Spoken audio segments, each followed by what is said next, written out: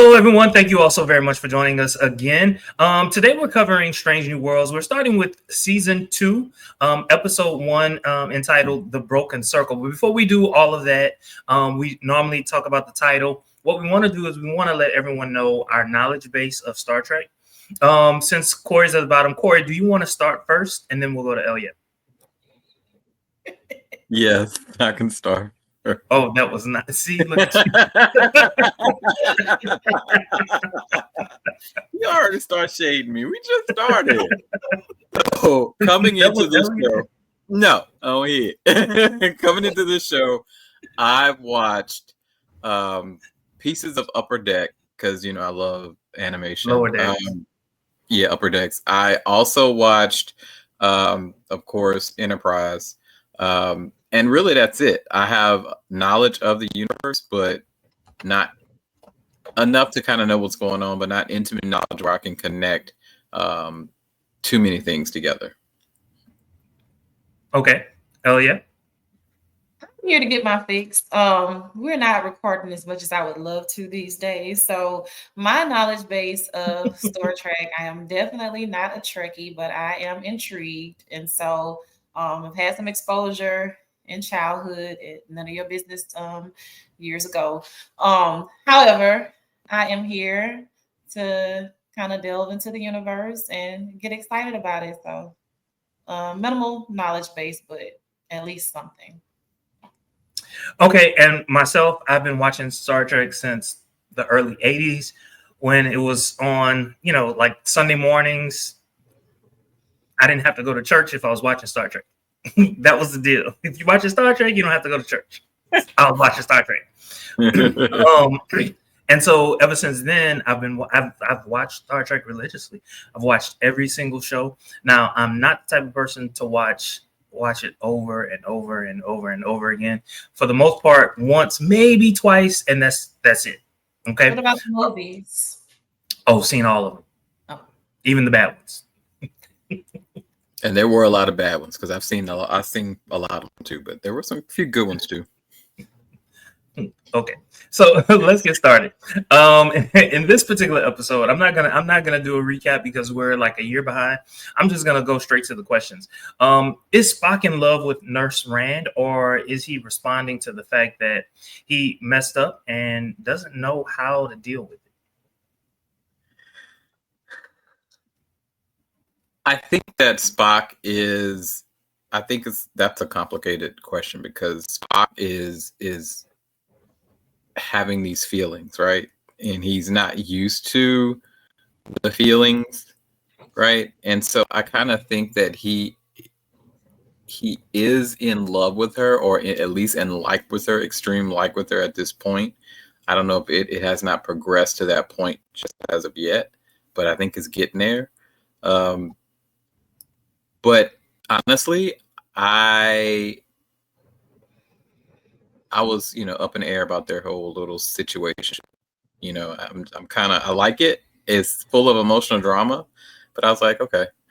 It didn't grab you enough. In there, I'm waiting for it. All hate. Elliot?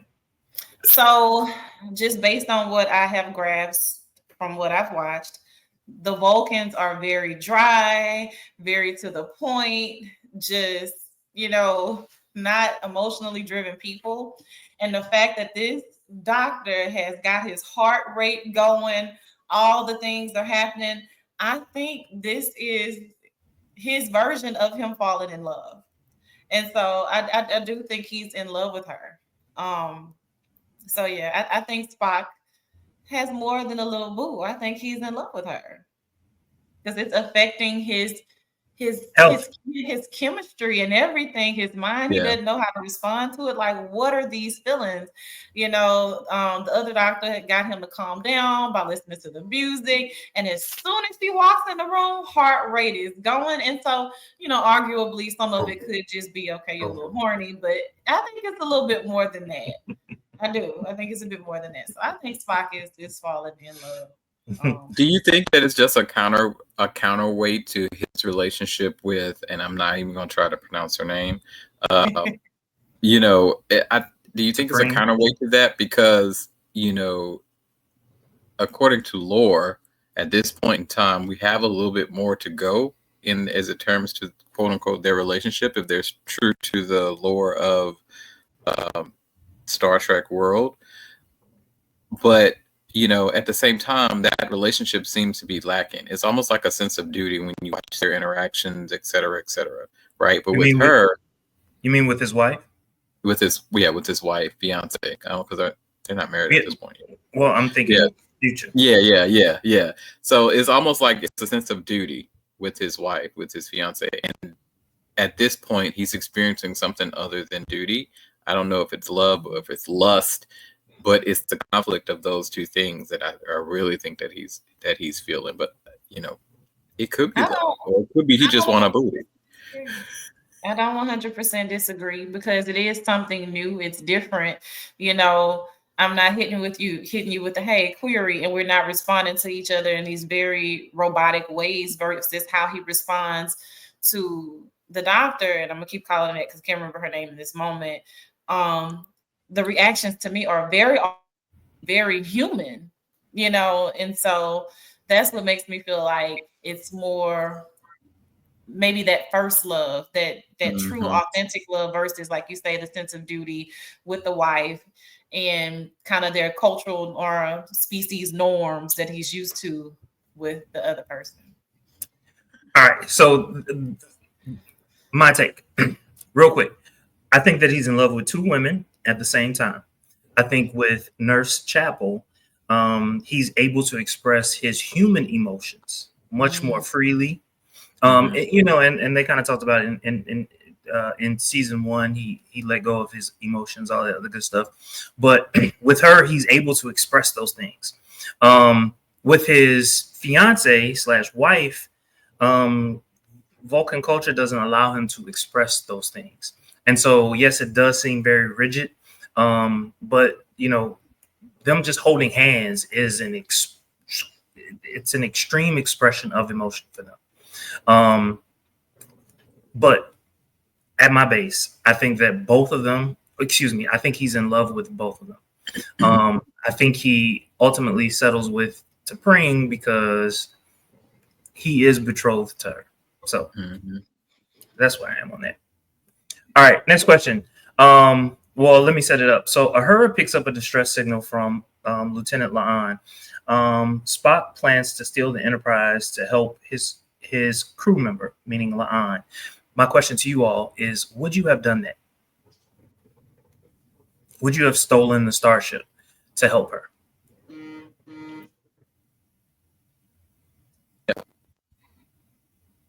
Am I cutting in and out? No, because I'm going to go with I have stolen cars to do a lot less and worse all at the same time. So I would have definitely taken the Enterprise. And then Spock is already struggling. Before he's left in charge by Pike, he's like, hey, I don't know about these emotions. I got all the feels. I don't know if I'm ready to lead because I'm scared I'm going to lead based off of emotion. And so that is exactly what he does. So yep, that's exactly what he does. So I think I would have been like, okay, look, I'm not leaving my teammate out there. I don't know what's going on. I would have probably made the same crazy move that he did. I appreciated it. It was ballsy. And it added to the storyline. Of course, that's the way it was written. But still, I love the decision that he was like, okay, look, we're about to take the ship. It was funny how everything went down when it came to and I can't think of her species. But the lady who was part of the people who were doing the checks and everything. For the curator. I call her the curator. Episode 2. What's the name? You talking about episode 2? I thought, wasn't it 1? Okay. Might be, I'm probably marrying them together. But well, most of episode 2 was about the oh no, that is episode. I'm sorry. It's me. I'm off. You're right. But yeah, like y'all thought y'all had like gotten one over, but she was kind of like 10 steps ahead. So anyway, all of that to say, absolutely would have taken the Enterprise, would have drove it like a baby daddy, like a Geo Prism or a Honda Accord Civic, and we'll be right back. We gotta go see about our people. Corey? I would not have, just because of the threat of what would have happened based on the ship, and I'm thinking about the rest of the crew, etc. I would not have, and then also at this point in time, I had not fallen in love with her character, so I didn't care what happened to her, because she because at this point in the show, she, later on you start to warm up to her, but at this point she's like, you know what, whatever. You knew what I you was would. doing, I whatever. would. She gonna stay out there drinking that blood wine. You catch on quick, hell yeah! My goodness. All right, so let's move. So Commander Palia, to your point, Elia, she quickly realizes Spock plans to steal the ship. She also intimates that she may know Spock's mother. This is my question. What are your initial thoughts of Commander Palia?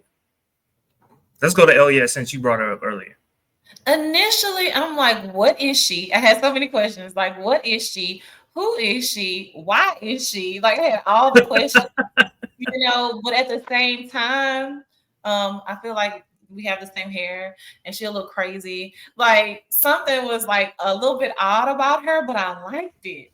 The whole time she was saying stuff, like asking all these follow-up questions. In the back of my mind, I'm thinking, something, but I don't think she's gonna out them. The whole time I'm just kind of thinking it. And so when it unfolds, I'm like, I like her. I really, really like her. I think she's wacky as hell, but I'm like, who is she? She's someone important.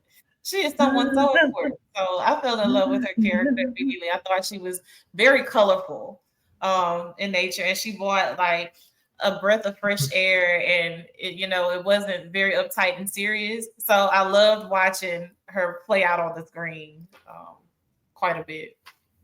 Corey?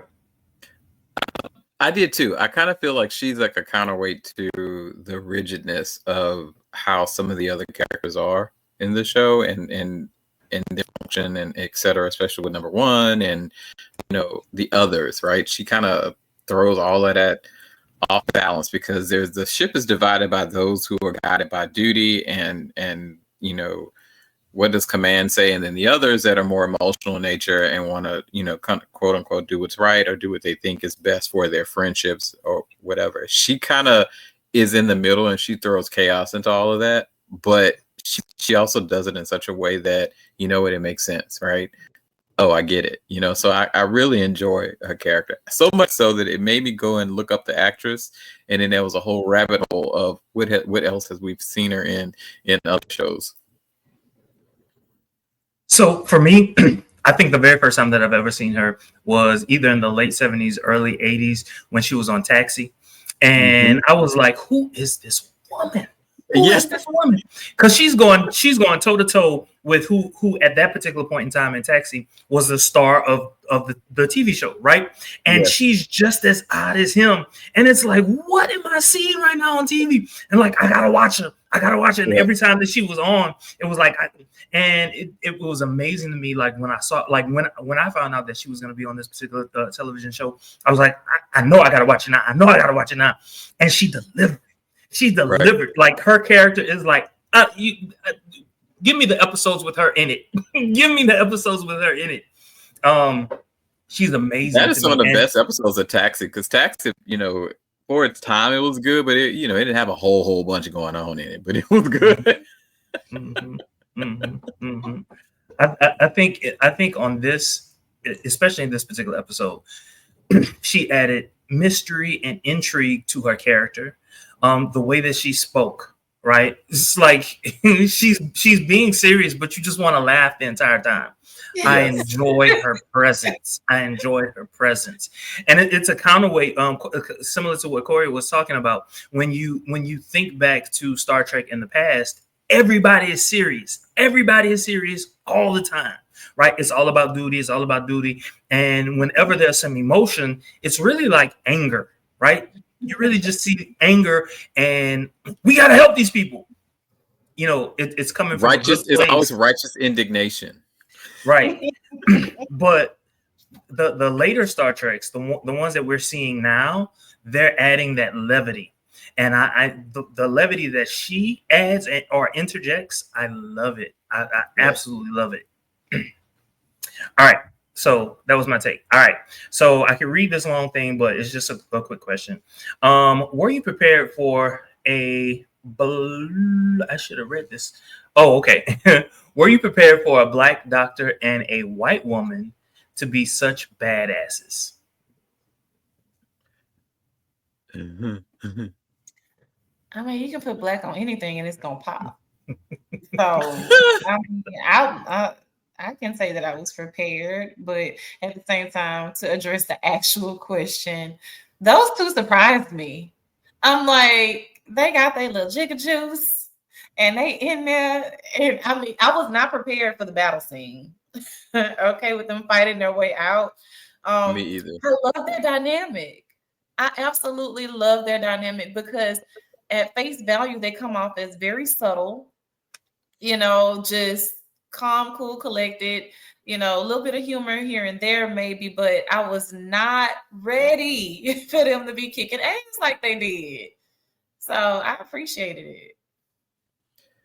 Corey? Like later when it got into this, I think this season or maybe even this episode, and when they expound upon their backstory a little bit, I think it's the Klingon piece, is where I really kind of start to see, oh, okay, and I love it. It is the perfect counterbalance to what we saw in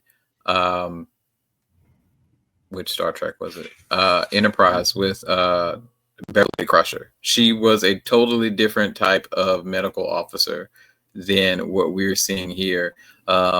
More so akin to how Bones was in the original, right? Because he was action oriented as well, but still on that medical side, I think, if I remember correctly. So I love it. I think they're excellent with each other, and they're a great play off of each other. And they're two of the characters that I was the most surprised of, especially with the Doctor story. So, So for me, so in season 1, they kind of set it up like the two of them had known each other for a minute, and in this particular episode, we get to understand a little more of, as you said, Corey, their backstory and the fact that they were fighting in a war, they were fighting together, nurse and doctor, and it wasn't just about them saving lives; they also had to kill people. right. To be a doctor and a nurse, to have that dichotomy. You know what I'm saying? Their whole mission and like do no harm, and yet they are prepared to do harm. And so my idea of this show was, I'm not going to say blown, but it was like, it opens up so many different possibilities. And yes, for me, the fact that a black doctor and a white woman were doing this, working together, that's almost like when we think about American culture, it's like, no, you're not going to see a black man and a white woman kick ass together. Like, when have we ever seen that, right? Right.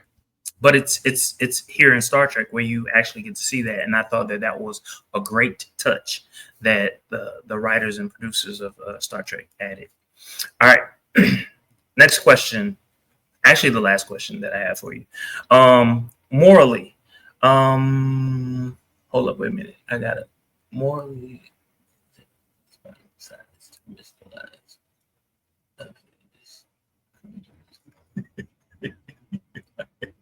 okay, all right. So, last question. Morally, Spock decides to risk the lives of his crew members. Did he do the right thing? In the end of the episode, did Spock do the right thing?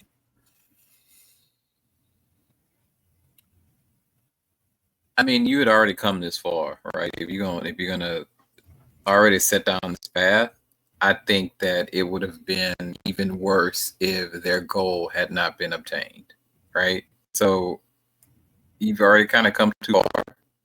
I mean, I didn't agree with him risking his life, but then again, like Elia said earlier, this is Spock leading with emotion and leading with his heart, combined with his sense of duty, etc. And so it's hard to say did he do the right thing, because of this is not traditional Spock behavior, right? So, I in this instance, if you're gonna do it, let's do it to completion. So, yeah, he did the right thing, but it just kind of depends. I I hear want you. to I make hear you. sure I'm answering the question that you're asking. And so at this point, do you mean, okay, he's already decided to go in general, or is it when we get to that battle scene and he's not firing back, or when he goes to actually meet with the Klingons in the end? When he destroys the Federation, starship, the Federation starship, morally, was he right in making that decision? Morally, I'm gonna say no. I don't think that was the best decision to make, but to Corey's point, okay, you already came this far, you got to see it through. It is what it Right. is. And so there's so much going on. You have people that have come from different sides and are just already in an uproar, trying to restart a war. There are a lot of different things going on. So he unknowingly does them a service anyway. Correct. Because of what the intentions were. So, but he doesn't know that. He doesn't know all of that. And so, or at least to my knowledge, let me say that. And my knowledge is minimal, but to my knowledge, he's not aware of all the different moving parts. So, morally, from his vantage point, not a great idea. But in the grand scheme of things, it fared well for him. Okay. All right. All right. For me, so the one thing that I have learned from Star Trek, especially from Vulcan characters, it is better to save. It is better to save the many versus the few. So if you're stuck in a situation where, I kill these two people to save the lives of 1,000, better to kill those two than that eventually your actions are going to lead to the death of 1,000. And so for Spock, I knew there was no question for me. I knew what he was going to do. But it was just what was going on in his head at the time that made the moment a bit more dramatic. Correct. So that's where I was on that particular episode. I'm real interested in Elias. I don't know, feelings about this show. She's pretty new to it. And so I'm interested in your thoughts on Star Trek. So very new. Very new. Again, the knowledge base is extremely limited, save for some moments in childhood that I can't even draw from, really, except for for some reason I just remember the gang sign. Remember that from the Vulcan. But or Spock. I will say this. For me, it hits a lot of areas that I love. The sci-fi piece of it, there's that dry humor, there's some action in there's some plot twist in there. So there are a bunch of different pieces to the show that I appreciate. So overall, I'm loving it. I have a lot to do as far as like background knowledge and building that piece for myself, simply because I actually like the show. And so I have my work cut out for me. But for now, where I am, I'm loving it. I don't foresee me like discontinuing the show, which I am notorious for. I watch something and be like, okay, yeah, I need something else. This is boring me. I don't see me going there because there are so many different layers from what I'm gathering about Star Trek. Once you fall in love with one piece, there's this whole other thing that's going on in the background. And so I'm really liking it. I'm enjoying it. Or so I kind of come almost from a similar perspective of like I've seen past versions of the show, right? I'm familiar with the world, but I'm not as knowledgeable some of the lore. I know the general themes of some things, but watching this show gave me a greater appreciation for the Star Trek universe, because it's it catches me right ahead of the things that I do know, like before Kirk, and which is before Picard, the things that I kind of have a familiarity with. And so I don't know enough about it to really disprove or to say, oh, this is not how originally I thought this went, you know. So I love it, you know, and just how they've modernized the show in a way, but still kind of kept true to some of the groundbreaking things that Star Trek is known for have doing or have been doing in their shows. I think it's really interesting, you know, and I could totally see in another 2, 3, 400 years or so, um, the world being in this place. The world that they've imagined is not too far off, or the universe that they've imagined is not too far off from where I think that we could potentially be.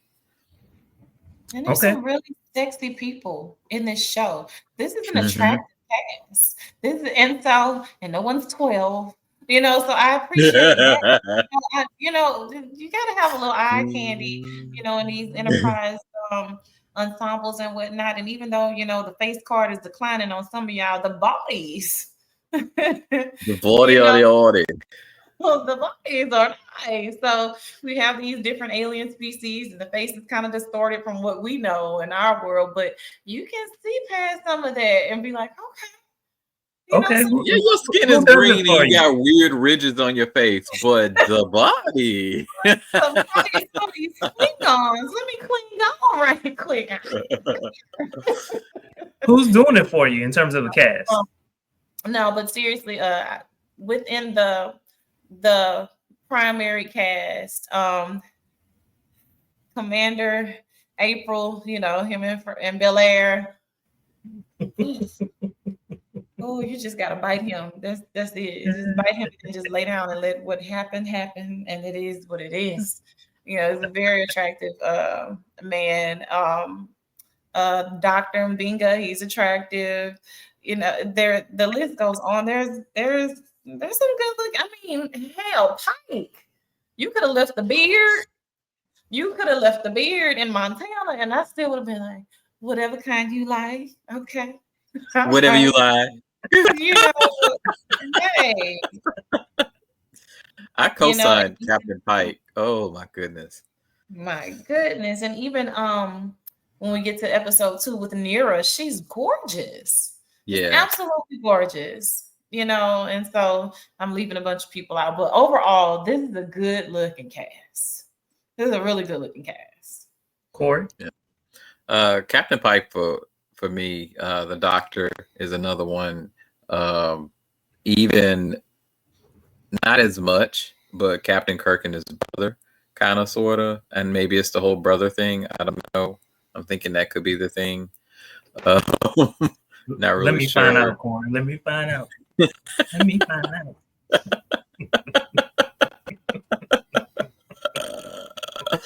out. Let's see. I mean, and even nah, that's good. Oh, even Ahura. She's beautiful. She is beautiful. She is absolutely beautiful. So I don't like how they man, I'm gonna leave it alone. Look at She's Jermaine's face. Wait for it. I'm gonna leave it alone. Do it. Don't leave it alone. For me, okay, so I get Captain Pike. I get it.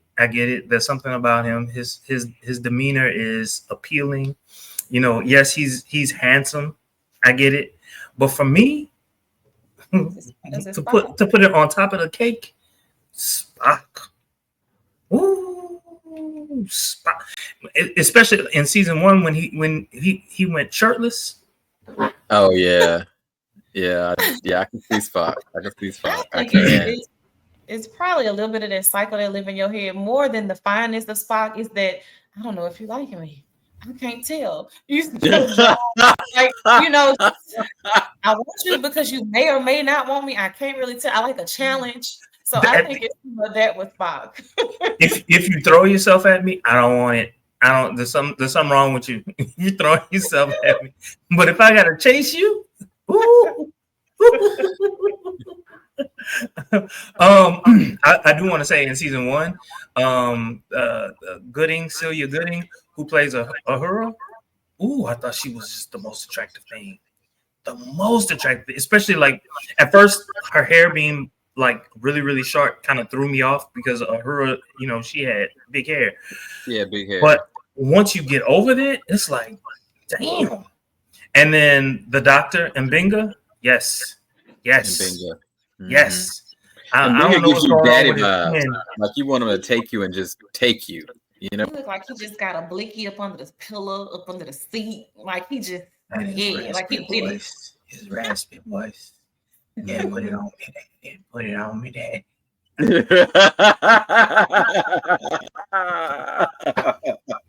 It's like, Binga. Binga. That's how we're gonna refer to him from now on. Binga.